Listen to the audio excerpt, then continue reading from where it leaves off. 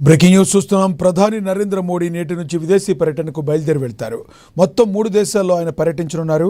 అంతర్జాతీయ సంబంధాలు, ద్వైపాక్షిక చర్చల పరంగా ఈ పర్యటన అత్యంత ప్రాధాన్యత సంతరించుకుంది. ఇవాళ నుంచి ఈ నెల 8వ తేదీ వరకు ప్రధాని మోడీ ఇండోనేషియాలో పర్యటించనున్నారు. అక్కడ పలు కీలక సదస్సులో పాల్గొనున్నారు. అనంతరం ఈ నెల 8 నుంచి 10 వరకు ఆస్ట్రేలియాలో పర్యటించి ఆ దేశాధినేతలతో ద్వైపాక్షిక చర్చలు జరపనున్నారు. ఈ నెల 10 నుంచి 11 వరకు ప్రధాని న్యూజిలాండ్లో పర్యటించనున్నారు. మోడీ పర్యటన నేపథ్యంలో ఆయా దేశాల్లో భారీ ఏర్పాట్లు చేశారు.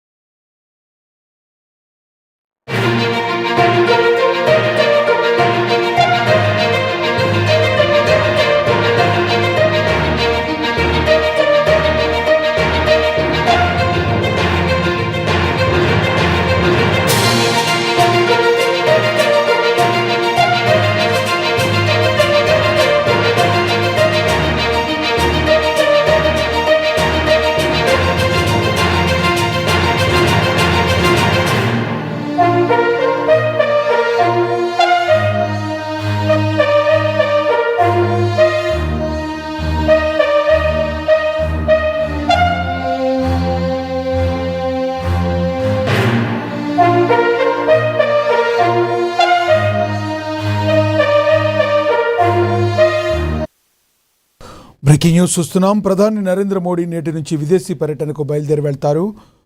మొత్తం 3 దేశాల్లో ఆయన పర్యటించనున్నారు. అంతర్జాతీయ సంబంధాలు, ద్వైపాక్షిక చర్చల పరంగా ఈ పర్యటన అత్యంత ప్రాధాన్యత సంతరించుకుంది. ఇవాల్టి నుంచి ఈ నెల 8వ తేదీ వరకు ప్రధాని మోడీ ఇండోనేషియాలో పర్యటించనున్నారు. అక్కడ పలు కీలక సదస్సులో ఆయన పాల్గొనున్నారు. అనంతరం ఈ నెల 8 నుంచి 10 వరకు ఆస్ట్రేలియాలో పర్యటించి ఆ దేశాధినేతలతో ద్వైపాక్షిక చర్చలు జరపనున్నారు. ఈ నెల 10 నుండి 11 వరకు ప్రధాని న్యూజిలాండ్లో పర్యటించనున్నారు. మోడీ పర్యటన నేపథ్యంలో ఆయా దేశాల్లో భారీ ఏర్పాటు చేశారు.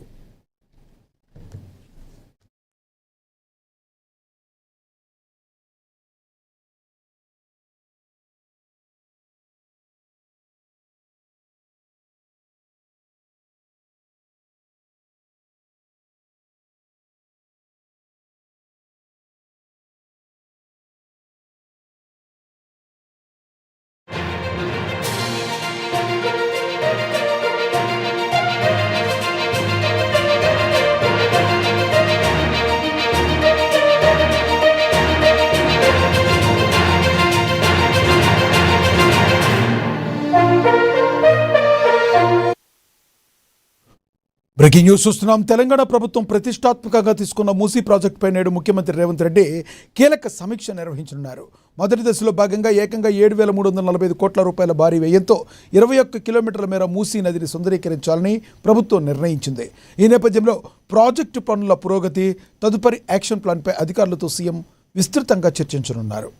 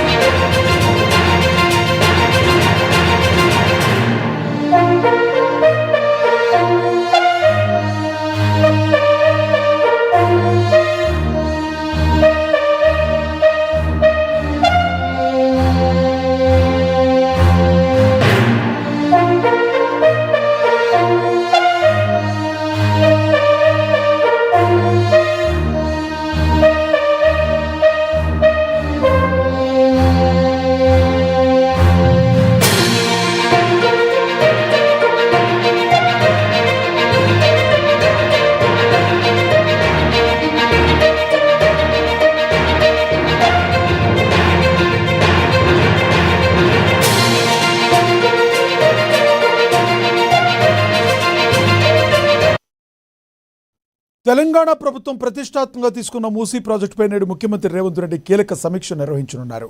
మొదటి దశలో భాగంగా ఏకంగా 7,345 కోట్ల రూపాయల భారీ వ్యయంతో 21 కిలోమీటర్ల మేర మూసీ నదిని సుందరీకరించాలని ప్రభుత్వం నిర్ణయించింది.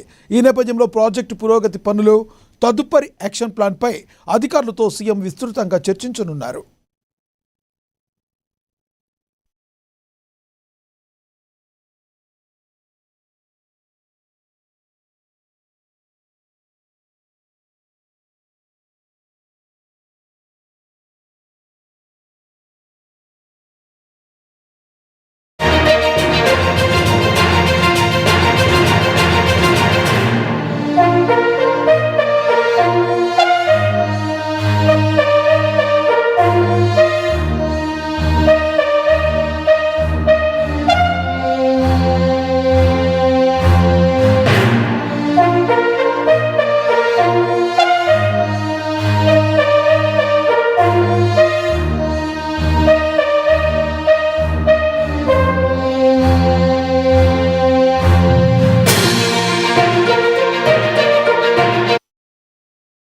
బ్రేకింగ్ న్యూస్ చూస్తున్నాం. హైదరాబాద్లోని సంజయ్ థియేటర్ తొక్కిసలాట కేసు విచారణ నేడు నాంపల్లి కోర్టులో జరగనుంది.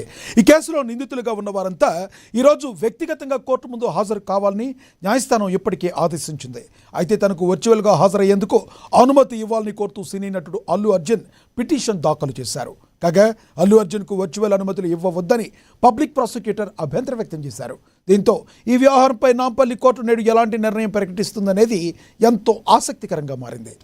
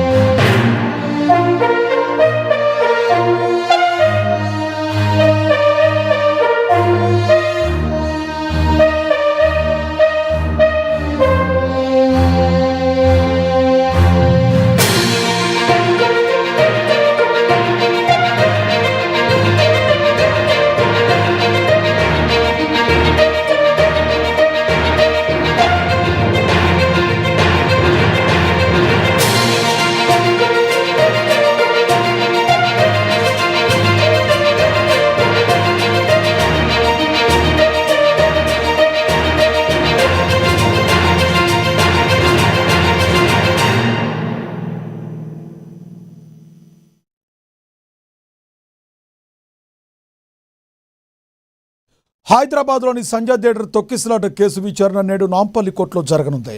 ఈ కేసులో నిందితులుగా ఉన్న వారంతా ఈరోజు వ్యక్తిగతంగా కోర్టు ముందు హాజరు కావాలని న్యాయస్థానం ఇప్పటికే ఆదేశించింది.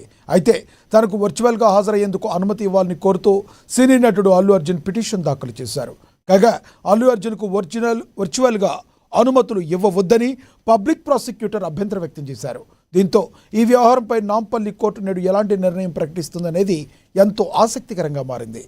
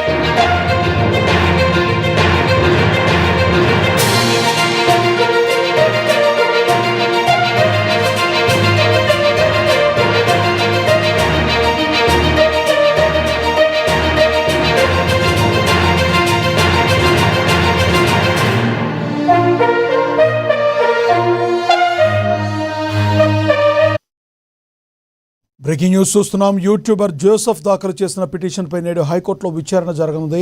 రాష్ట్రంలోని పలు పోలీస్ స్టేషన్లో తనపై నమోదైన కేసులన్నింటినీ ఒకే కేసు కింద పరిగణించి విచారించేలా ఆదేశాలు ఇవ్వాలని ఆయన తన పిటిషన్లో కోరారు. అంతేకాదు ఈ కేసులన్నింటినీ సిబిఐకి బదిలీ చేసి నిష్పక్షపాతంగా దర్యాప్తు జరిపించాలని జోసెఫ్ ఉన్నత న్యాయస్థానాన్ని ఆశ్రయించారు.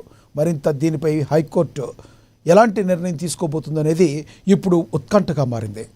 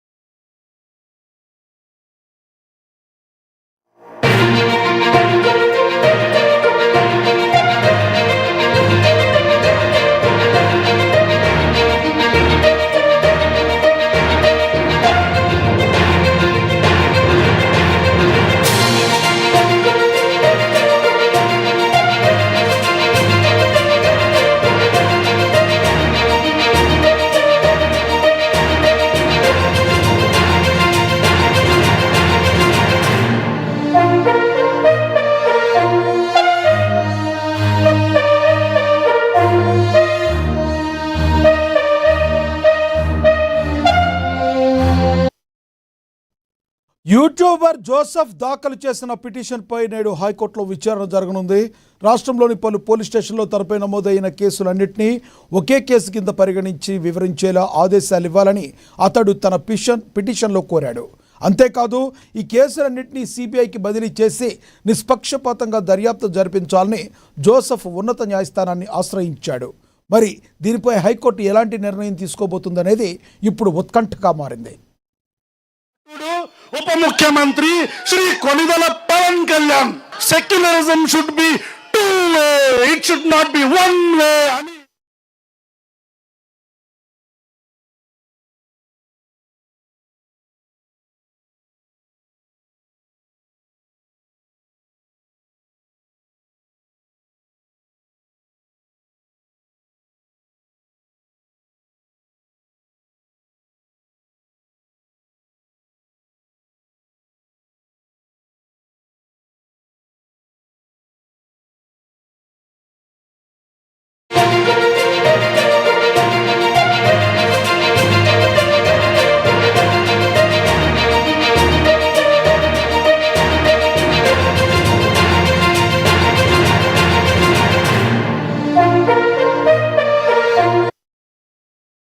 బ్రేకింగ్ న్యూస్ చూస్తున్నాం. బోట్ ఇంజన్ లోపంతో సముద్రంలో చిక్కుకుపోయిన ఆంధ్రప్రదేశ్కు చెందిన మత్స్యకారులు ఎంతో సురక్షితంగా ఒడిశా తీరానికి చేరుకున్నారు. ప్రస్తుతం వారందరూ క్షేమంగా ఉన్నారని, స్వస్థలాలకు తరలించే ఏర్పాట్లు కొనసాగుతున్నాయని రాష్ట్ర మంత్రి అచ్చెన్నాయుడు వెల్లడించారు. మత్స్యకారులు తమ పరిస్థితిని వివరిస్తూ విడుదల చేసిన వీడియో సోషల్ మీడియాలో వైరల్ కావడంతో అధికారులు వెంటనే స్పందించి సహాయక చర్యలు చేపట్టారు. మత్స్యకారుల కుటుంబ సభ్యులు ఆందోళన చెందాల్సిన అవసరం లేదని, ప్రభుత్వం పరిస్థితిని ఎప్పటికప్పుడు పర్యవేక్షిస్తూ అవసరమైన సహాయాన్ని అందిస్తుందని వెల్లడించారు.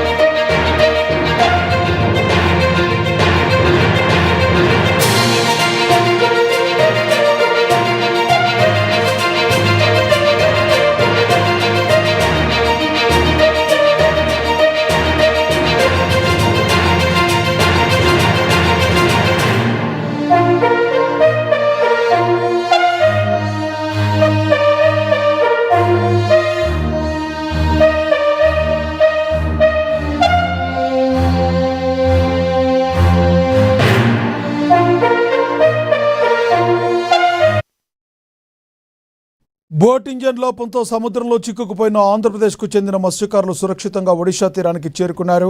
ప్రస్తుతం వారందరూ క్షేమంగా ఉన్నారని, స్వస్థలాలకు తరలించే ఏర్పాట్లు కొనసాగుతున్నాయని రాష్ట్ర మంత్రి అచ్చెన్నాయుడు వెల్లడించారు. మత్స్యకారులు తమ పరిస్థితిని వివరిస్తూ విడుదల చేసిన వీడియో సోషల్ మీడియాలో వైరల్ కావడంతో అధికారులు వెంటనే స్పందించి సహాయక చర్యలు చేపట్టారు. మత్స్యకారుల కుటుంబ సభ్యులు ఆందోళన చెందాల్సిన అవసరం లేదని, ప్రభుత్వం పరిస్థితిని ఎప్పటికప్పుడు పర్యవేక్షిస్తూ అవసరమైన సహాయాన్ని అందిస్తుందని వెల్లడించారు.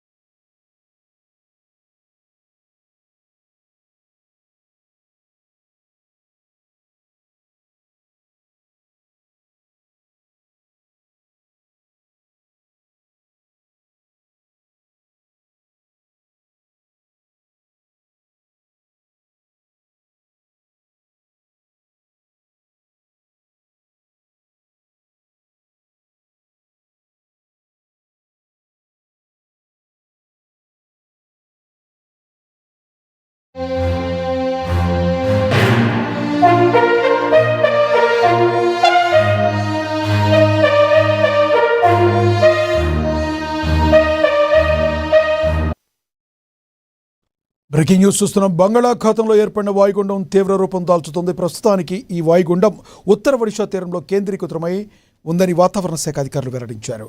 ఈ వాయుగుండం ఒడిశాలోని బాలౌసోర్ సమీపంలో తీరాన్ని దాటే అవకాశం ఉందని వాతావరణ కేంద్రం అంచనా వేస్తుంది. దీని ప్రభావంతో ఆంధ్రప్రదేశ్లో పలు చోట్ల తేలికపాటి నుంచి ఓ మోస్తరు వర్షాలు కురిసే అవకాశం ఉంది. తీరం వెంబడి గంటకు 40 నుండి 50 కిలోమీటర్ల వేగంతో బలమైన ఈదురుగాలు వీస్తాయని అధికారులు హెచ్చరించారు. సముద్రం అల్లకల్లోలంగా మారే ప్రమాదం ఉన్నందున మత్స్యకారులు ఎవరూ కూడా వేటకు వెళ్లవద్దని ఐఎండీ హెచ్చరికలు జారీ చేస్తుంది.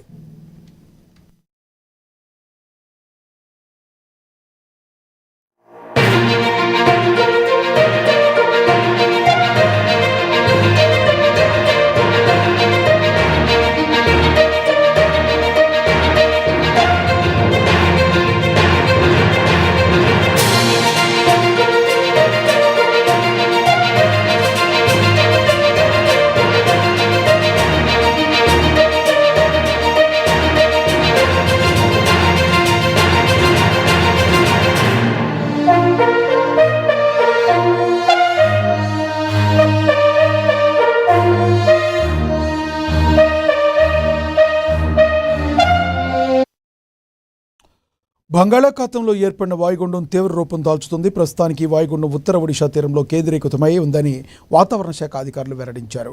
ఈ వాయుగుండం ఒడిశాలోని బాలసోర్ సమీపంలో తీరాన్ని దాటే అవకాశం ఉందని వాతావరణ కేంద్రం అంచనా వేస్తుంది. దీని ప్రభావంతో ఆంధ్రప్రదేశ్లో పలు చోట్ల తేలికపాటి నుంచి ఒక మోస్తరు వర్షాలు కురిసే అవకాశం ఉంది. తీరం వెంబడి గంటకు 40 నుంచి 50 కిలోమీటర్ల వేగంతో బలమైన ఈదురుగాలు వీస్తాయని అధికారులు హెచ్చరిస్తున్నారు. సముద్రం అల్లకల్లోలంగా మారే ప్రమాదం ఉన్నందున మత్స్యకారులు ఎవరూ కూడా వేటకు వెళ్లొద్దని ఐఎండీ హెచ్చరికలు జారీ చేసింది.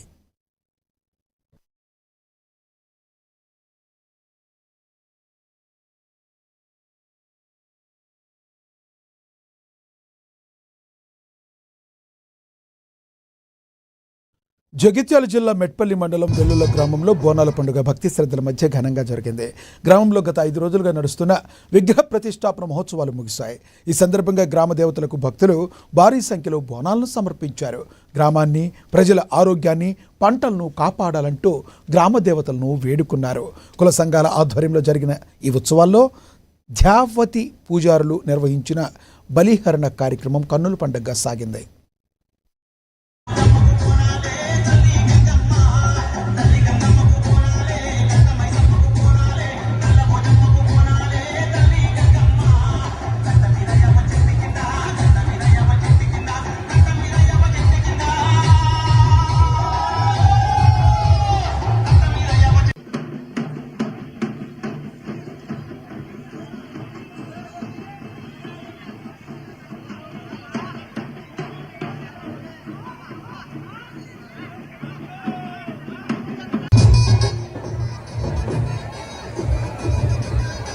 Venga,